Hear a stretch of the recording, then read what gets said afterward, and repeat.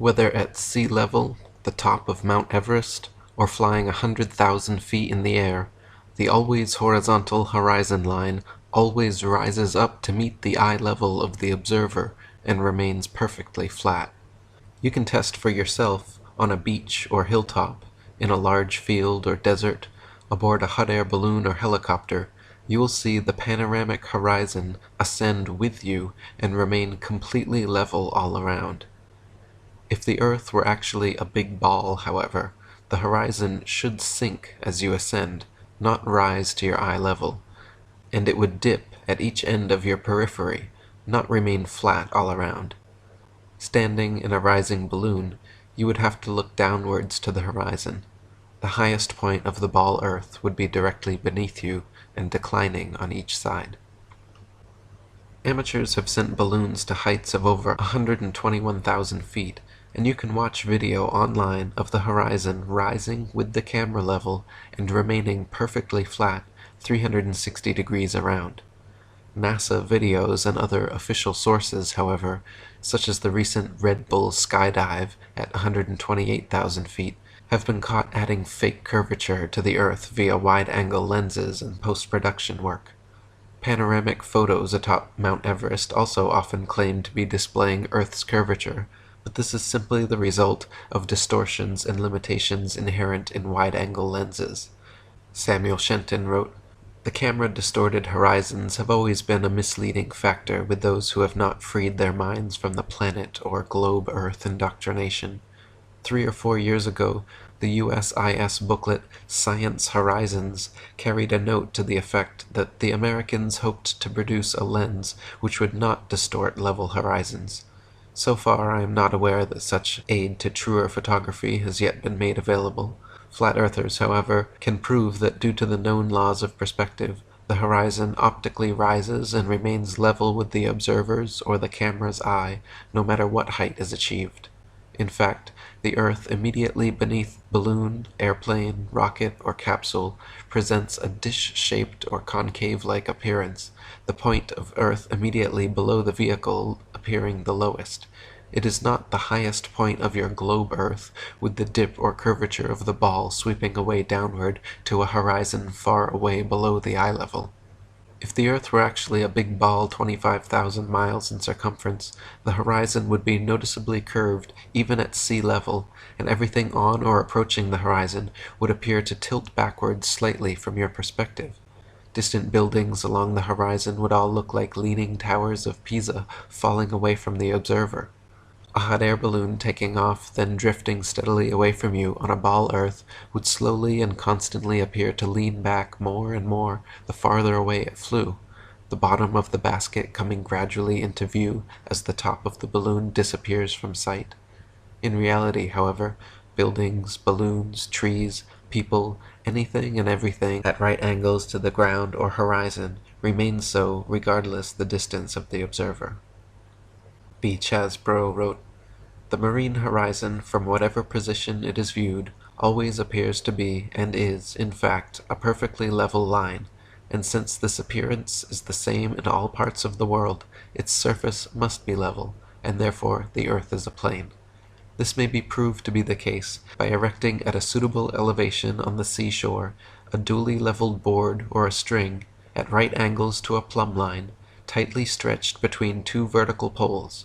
On looking towards the sea, the horizontal line for a distance of 20 miles may be easily observed, and throughout its entire length it will be found to coincide with the straight edge or string. But if the Earth were a globe, the horizontal line would form an arc of 20 miles in length, curveting both ways from the center, at the rate of 8 inches multiplied by the square of the distance.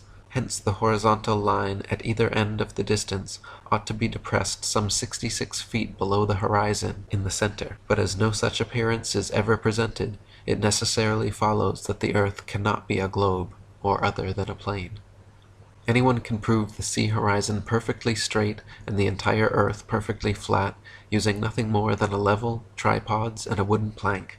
At any altitude above sea level, simply fix a 6 to 12 foot long, smooth leveled board edgewise upon tripods, and observe the skyline from eye level behind it.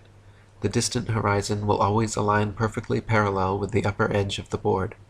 Furthermore, if you move in a half circle from one end of the board to the other whilst observing the skyline over the upper edge, you will be able to trace a clear, flat 10 to 20 miles depending on your altitude. This would be impossible if the Earth were a globe and the surface of water convex. If the Earth were actually a globe 25,000 miles in circumference, the horizon would align over the center of the board, but then gradually, noticeably, decline towards the extremities. Just 10 miles on each side would necessitate an easily visible curvature of 66.6 feet from each end to the center. Dr. Samuel Rowbotham wrote, "It is known that the horizon at sea, whatever distance it may extend to the right and left of the observer on land, always appears as a straight line. The following experiment has been tried in various parts of the country. At Brighton, on a rising ground near the race course, 2 poles were fixed in the earth 6 yards apart and directly opposite the sea. Between these poles a line was tightly stretched parallel to the horizon. From the center of the line, the view embraced not less than 20 miles on each side, making a distance of 40 miles. A vessel was observed sailing directly westwards. The line cut the rigging a little above the bulwarks, which it did for several hours or until the vessel had sailed the whole distance of 40 miles.